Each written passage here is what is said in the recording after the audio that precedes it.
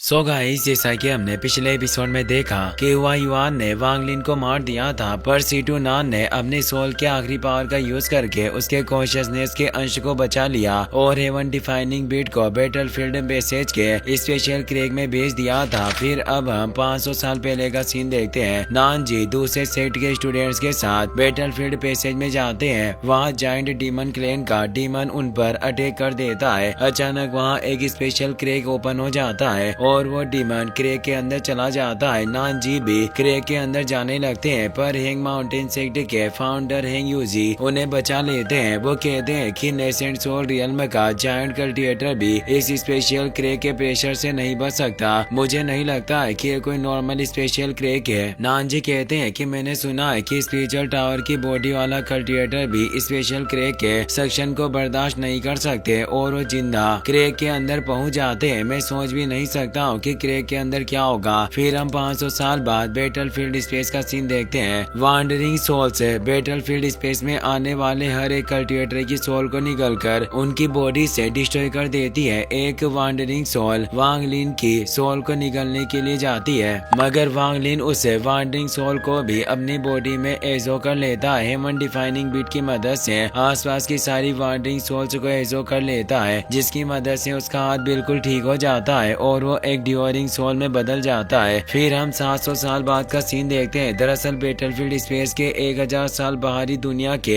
100 साल के बराबर होता है, इसीलिए वांग लिन को बैटलफील्ड में सिर्फ 6 साल ही हुए थे, पर बैटलफील्ड स्पेस के हिसाब से वो 700 सालों से स्पेस के अंदर घूम रहा था। वांग लिन बैटलफील्ड स्पेस की वांडरिंग सोल्स को डिस्ट्रॉय करके अपनी बॉडी के अंदर एजो कर लेता है, जिससे उसका डिवाइन कॉन्शियसनेस बहुत स्ट्रॉन्ग हो जाता है। वहाँ उसे एक स्पेशल क्रेग मिलता है। वो क्रेग के अंदर जाने की कोशिश करता है, पर वो क्रेग वहाँ से गायब हो जाता है। तभी वहाँ एक और डिवरिंग सोल आ जाती है। वांग लिन को देखकर वो बहुत खुश होता है और कहता है कि मैं इतने सालों से यहाँ अकेला घूम रहा था, अच्छा हुआ कि तुम यहाँ गए। वांग लिन पूछता है कि क्या हम इस स्पेशल क्रेग की मदद से इस जगह से बाहर निकल सकते हैं। डिवरिंग सोल कहता है कि स्पेशल क्रेग के बाहर कल्टिवेटर्स ट्रेजर के लिए एक दूसरे से फाइट कर रहे थे, जिस वजह से ये क्रेग ओपन होते हैं और उन्हें सिर्फ बाहर से ही ओपन किया जा सकता है। हम अंदर से इन्हें नहीं खोल सकते। इस जगह से बाहर निकलने के लिए हमें कम से कम 42,000 ईयर्स का इंतजार करना होगा।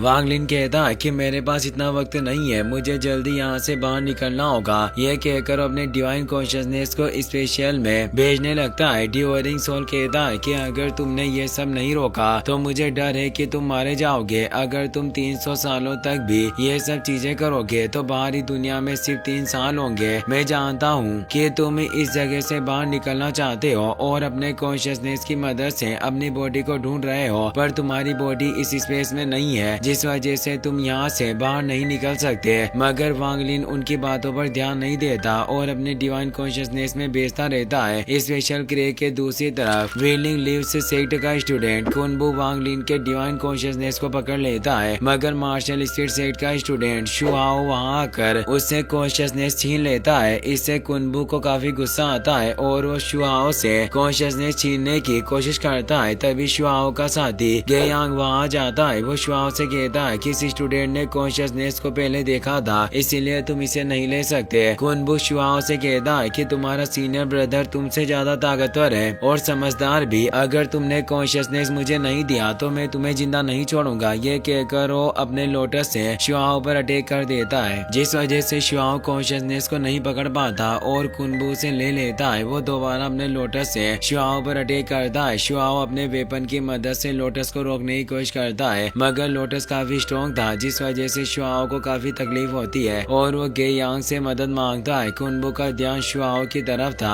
तो मौके का फायदा उठाकर गे यांग कुनबू की बॉडी में अपनी सोट घुसा देता है, जिस वजह से कुनबू की डेथ हो जाती है और वो स्टोन प्लेटफॉर्म पर गिर जाता है। गे यांग कुनबू का ट्रेजर बैग ले लेता है और कहता है कि मुझे समझ में नहीं आ रहा है कि आखिरकार अचानक यहाँ इतना कॉन्शियसनेस कैसे आ गया। ये काफी अजीब चीज है। शुआओ कहता है कि मुझे इससे कोई फर्क नहीं पड़ता कि कॉन्शियसनेस कहाँ से आ रहा है। ये हमारे लिए खुशी की बात है कि हमें ज्यादा ट्रेजर मिल रहा है, मगर मैं यकीन के साथ कह सकता हूँ कि हाई कल्टिवेशन रीजन के मास्टर्स जल्द ही इस चीज का पता लगाने के लिए यहाँ आएंगे और उनके आने से पहले हमें यहाँ से निकलना होगा। ये कहकर दोनों वहाँ से चले जाते हैं। फिर हम कल्टिवेशन अलायंस का सीन देखते हैं। फर्स्ट फर्स्ट मास्टर कहते हैं कि मुझे समझ में नहीं आ रहा कि आखिरकार बैटलफील्ड स्पेस में अचानक बदलाव कैसे आ गया। सेकंड मास्टर चीजिदे से कहती है कि बैटलफील्ड स्पेस से फाउंडेशन इस्टेब्लिशमेंट कल्टिवेटर्स के लिए ओपन होता है। अगर तुम्हारी तरह गो ट्रांसफॉर्मेशन रियल्म के कल्टिवेटर वहाँ जाने लगे तो जाहिर सी बात है कि वहाँ गड़बड़ शुरू हो जाएगी। इससे चीजिदे को काफी गुस्सा आता है और सेकंड मास्टर से बहस करने लगता है। फर्स्ट मास्टर उसे शांत करते हैं और कहते हैं कि इस वक्त सारे कल्टिवेटर्स बैटलफील्ड स्पेस में ट्रेजर ढूंढकर उसे साफ करने में लगे हुए हैं, पर मुझे लगता है कि वहाँ रोज कॉन्शियसनेस के अंश आ रहे हैं जिस वजह से सारे कल्टिवेटर्स पागल हो गए। शायद कॉन्शियसनेस के पीछे जरूर कोई खास वजह है जिसके बारे में हमें पता नहीं चल रहा। चीजिदे कहता है कि जब मैं 10 साल पहले बैटलफील्ड स्पेस में गया था तो मुझे वहाँ कुछ भी अजीब नहीं लगा और ना ही वहाँ कोई कॉन्शियसनेस था, तो अचानक अब ये सब क्यों हो रहा है। फर्स्ट मास्टर कहते हैं कि बैटलफील्ड स्पेस पहले की तरह शांत नहीं है और वहाँ काफी अजीब चीजें हो रही है। जो लोग स्पेस के अंदर है वो बाहर नहीं जा पा रहे और जो स्पेस के बाहर है वो अंदर नहीं जा सकते। सेकंड मास्टर कहती है कि मुझे लगता है कि इन सब चीजों को ठीक करने के लिए हमें लेवल 6 रीजन के कल्टिवेटर्स की मदद लेनी चाहिए। चीजिदे कहता है कि क्या तुम पागल हो गई हो? लेवल 6 रीजन का कल्टिवेटर बहुत ही ज्यादा बिजी होते हैं, अगर हमने उनसे मदद मांगी तो हमारा बहुत खर्चा हो जाएगा। थर्ड मास्टर पूछती है कि अगर हम सच में इस परेशानी को ठीक नहीं कर सकते तो क्या हम उन फाउंडेशन इस्टेब्लिशमेंट कल्टिवेटर्स को उनके हाल पर मरने के लिए छोड़ देंगे? चीजिदे कहता है कि इस बार हमारे जो रीजन का कोई भी कल्टिवेटर बैटलफील्ड स्पेस में नहीं जा पाया, इसीलिए मैं इस परेशानी के बारे में कुछ नहीं बोलूंगा। फर्स्ट मास्टर कहते हैं कि मेरे पास एक आइडिया है। अभी के लिए हमें सारे कल्टिवेटर से कह देते हैं कि वो ट्रेजर को छोड़कर कॉन्शियसनेस इकट्ठा करने पर ध्यान दे। 3 दिन बाद हम सब मिलकर ट्रांसपोर्ट एरे ओपन करेंगे जिसकी मदद से सब लोग बाहर निकल जाएंगे। चीजिदे इसके लिए मान जाता है। वहीं मा लियांग वांग लिन के डिवाइन कॉन्शियसनेस का पीछा कर रहा था। वो कहता है कि वॉर गॉड हॉल के सैकड़ों स्टूडेंट्स में से सिर्फ 10 स्टूडेंट्स जिंदा बचे हैं। अगर इस बार मैंने कॉन्शियसनेस को हासिल कर लिया तो सब लोग मेरी इज्जत करेंगे और जूनियर सिस्टर भी मुझे पसंद करने लगेगी। तभी गेयांग और शुआओ वहाँ जाते हैं। उन्हें देखकर मा लियांग घबरा जाता है। वो सोचता है कि ये दोनों बैटलफील्ड स्पेस में आने वाले स्टूडेंट्स को मारकर उनके ट्रेजर छीन लेते हैं। लगता है कि आज मैं भी मरने वाला हूँ। अगर मैं जिंदा भी बच गया तो मुझे नहीं लगता कि आगे कल्टिवेशन कर पाऊंगा।